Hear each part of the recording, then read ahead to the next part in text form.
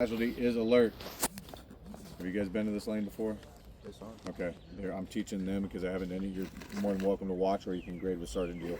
Okay. Another soldier is helping you finish the casualty assessment and is obtaining the other vital signs. Standard perform all tasks to standard in sequence without 10 minutes without causing further injury to the casualty. You have 10 minutes to do this lane. Don't fail it because you're going too fast. All right. All right. Cool. So first thing you're gonna do when you come to casualty, your bag will be closed, right? I'm gonna tell you, I'm gonna ask you if you have any questions. If you don't have any questions, you're gonna say, no, I don't have any questions. If you do have questions, then I'm just gonna repeat task condition standards when it comes to test week, all right? Unless it has something to do with your bag. The reason I'm making you check your bag is we have to reset the bags like roughly around 160 times a day. Sometimes we miss some stuff, okay? And if something's missing from it, you need to make sure that we get it back to you before time starts. After time starts, I can't help you, okay? All right, with that being said, first thing he's going to do, I'm going to tell him, hey, zero's on the clock. Zero's on the clock. All right, time will begin in 3, 2, 1, begin. The first thing he's going to do is he's going to open that bag because it's easier to open it up with 2 hands, not just 1. If you do forget that, we'll show you a way to do it here in just a minute. You're going to remove the weapon, you're going to remove the taps, and you're going to prepare to expose the wound.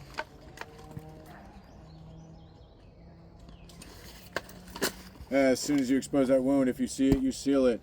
It doesn't matter if it's the front of your hand or the back of the hand. We don't actually care, right? What we do care about is that you keep the wound sealed while you're working on the dummy. Make sense? Yep. All right, first thing he's going to do is he's going to grab his gauze. He's going to lift his hand up. He's going to sweep the blood away.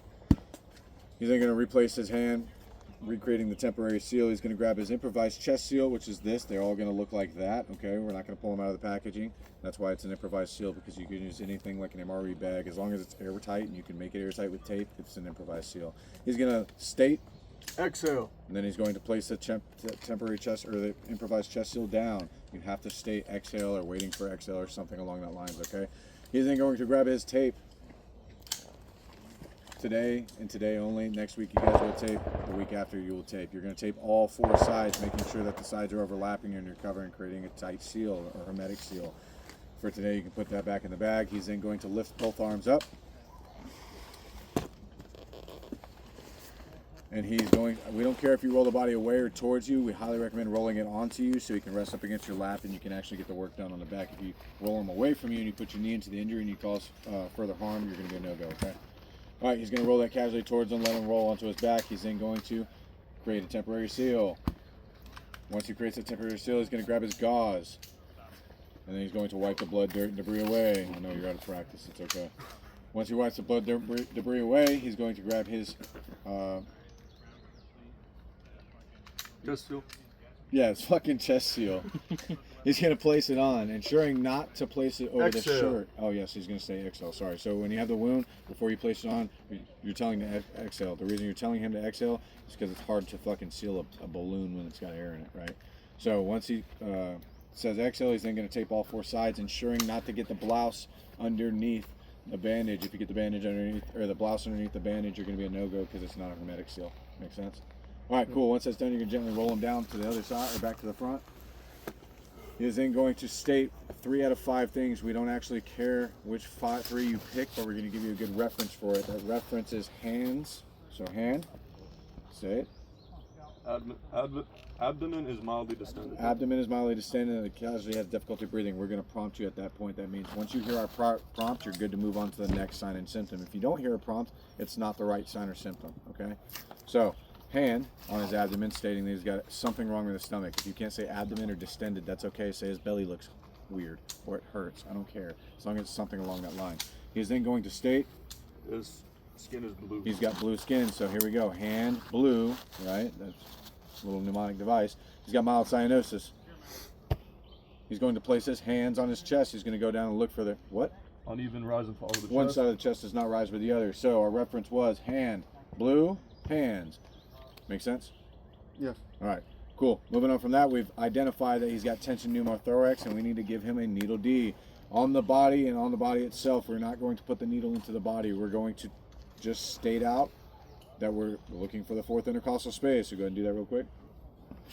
Locating the 4th intercostal space. Sweet. Once you're done with that, you're going to come over to the sandbag. On this sandbag, there's chem lights inside of it to simulate a rib cage. Now, what I don't want you to do is if you see the injury on this side, do not tell me looking for the 4th intercostal space on the wrong side because then you'll be causing further injury, okay?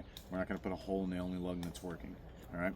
Once that's done, he's going to count down to his 4th intercostal space. I don't care if you say intercostal, ICS, intercontinental ballistic missile, or 4th Pentecostal church, as long as it sounds close, okay?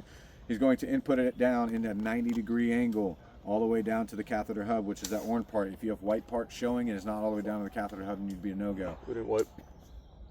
Sorry, correction, let me back up. I apologize. The first thing you're going to do is clean the site, just like when you go to the doctor. Fucking me up. Normally, Dill's got the shit out in his hand, holding it up for me to reference. So, just like when you go to the doctor and you get an IV or whatever, they clean the site with a fucking alcohol swab. You're going to do the same thing, just like you're giving them a shot, right? All right, you can clean the site. You're going to put it in a 90-degree angle, pressing all the way down to the catheter hub, which is that orange portion. Once that's down, you're going to state. Waiting 5 to 10 seconds. Waiting 5 to 10 seconds is elapsed. So the reason you're telling them to wait 5 to 10 seconds is real life. It'd be expelling a bunch of fucking air and blood and fucking blood clots out, okay? After that's done, he's going to remove the needle. He's going to place it back inside the catheter hub without poking himself or the casualty or me. If you poke yourself with the casualty, you're going to be a no-go. If you poke me, I'm just going to fight you. All right, once that's done, we have completed all of our things we need to do to ensure that the casualty has... We've done everything we need to do to restore breathing. We just need to make sure that it works now. So just like in CPR, you're going to go down, you're going to do look, listen, feel, right? And all you're doing, and what I mean by that is I'm just trying to create habits that work at other lanes for you that also work here. You're going to go down and you're just going to state, he is breathing. Go ahead. He is breathing. All right. Once that's done, we now need to get his vital signs so that we can send him off to the medics and they can make sure I didn't fucking kill the dude. You're going to pick a finger, any finger, I don't care, as long as it's not a thumb or a toe. You're going to clean that finger. You're going to ensure that you put the pulse ox, which is that little device he's got in his hand right now, onto the finger you clean. If you put it onto a finger that you didn't clean, you're going to be a no-go because you're out of sequence, okay? All right. On that pulse ox itself, while you're doing that, hold on, go ahead and fill out all your other information. On the pulse ox itself, it's got your SpO2 or your oxygen, your blood oxygen percentage, all right? That's your 89%. You've got your beats per minute. That's your pulse, right? When you get your pulse, it's measured in beats per minute. Below that, you've got your respiratory rate. Those are the only 3 things we need to know. We know you put it on a finger because we watched you, so I don't need you to put down the location, okay? In the book, I know it says write down location. We're not gonna fucking, I saw you, okay? I watched you do it. Then you're gonna go over to your TCCC card. On your TCCC card, while he's filling it out, I'm going to tell you what you're going to have to put on there. I don't care if you fill out the whole fucking card, it's your time, right? You only have to fill out what he's filling out right now, and it's like, what, 7 things? It's not a lot, okay? So, you're going to write down you're going to mark an X on the casualty's evacuation prior to precedence. Just put urgent, okay? You got shot in the chest, it's an urgent injury, and you need to get him out of there. We're going to write down the injury, the date of the injury in a day, month, year format. We don't care what date you put. If you like Christmas of 1975, you can put that date. What we do care about is the time, not to be confused with spine board. When you put down your time, the first time you put on this on the front part or on the top part is going to be the time that he got shot, okay? So if he got shot at 0950, you're going to write 0950, all right? What matters is when you go down to the section where you're inputting your fucking your vitals, it has to be at least a minute later, okay? Now, on top of that, you need to make sure you put Lima next to the fucking time because it's local time, not Zulu time. If you put Zulu time, I expect you to show me a dagger or a GPS watch that's set to fucking satellite time, okay? Make sense? All right. Once that's done, you're going to go down to mechanism of injury. Mechanism of injury based off of our task condition standards is what? Gunshot wound. It's a gunshot wound, all right? That's never going to change. If you put IED, landmine, motor vehicle collision, or MVC, RPG, or anything else, you're going to be a no-go because that's not what I stated in task condition standards. All right, moving down from that, you're going to write the time of the vital signs taken. Like I said, that has to be at least 1 minute later, okay? Don't worry, I know if I'm going too fast, you guys are all going to go through it as well, and then we're going to fucking help you through it on the first one, then you guys will guide each other through it, okay? Man, you guys are really trying to learn this all today, huh? It's fucking wild. All right. You're going to write the pulse rate. Don't care about the location. I saw you do that. You're going to write the O2 set, which is the percentage. You're going to write for the AVPU. AVPU stands for alert, verbal, pain, and unresponsive. We stated in task condition standards that he was alert, right? All right. Then you're going to go down to evacuation prior to precedence. We picked urgent on the front. We're going to put urgent on the back. If you pick a different one, you're going to be no-go because it doesn't match the one on the front. Makes sense? Going down from there, we skip step 2. It doesn't fucking matter. You didn't do anything for circulation. What you did do something for is B, bravo, breathing. Let me see the TCCC card real quick.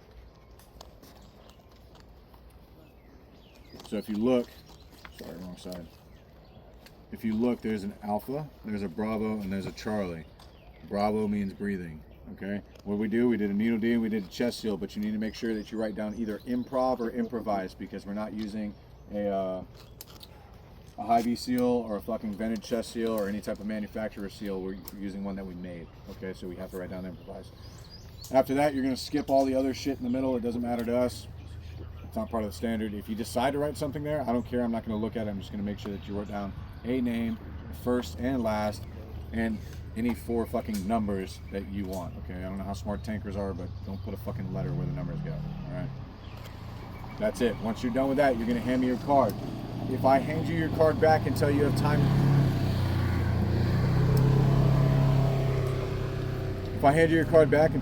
remaining, and you go back to this, I don't like to call him Randy. This one's Ricky. If you come back to my Ricky and you touch him, as far as like his chest seal or his needle D, and you go to move something, you're gonna be a no-go because you're out of sequence. Does that make sense? The only thing that you should be looking at that point, if you forget, what the fuck happened to his hand? Anything you should be looking at that point should be that pulse ox, okay? After that, you hand me the card again. I'll either tell you you're go or no go. But if you've made it that far, you'll probably be a go, okay? Okay. You guys confused by anything? Very simple. I'll walk one guy through it. You guys will kind of help each other out. If you have questions, ask me. I'm gonna be here, okay? And if I can get a rep or 2 in, go balance out these other fucking medical lanes because there's ones that are harder than this, all right? Yes, Sergeant. Have you guys already done